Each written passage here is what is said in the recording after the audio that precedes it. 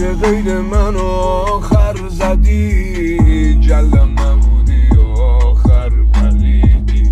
دیوونه می شدم با خنده هات، دیوونه دیوونگیامو ندید. تا به خودم میام آخر شبه، تا به خودم میام حالم بده. اینا چوه چیه میخورم، نمیدونم مگه ذاتم بده. میگفتم نرو صبر کن، چقدر با حرفات چک خوردم. نفهمیدی تو در کل رفتی و تنها من مردم. میگفتم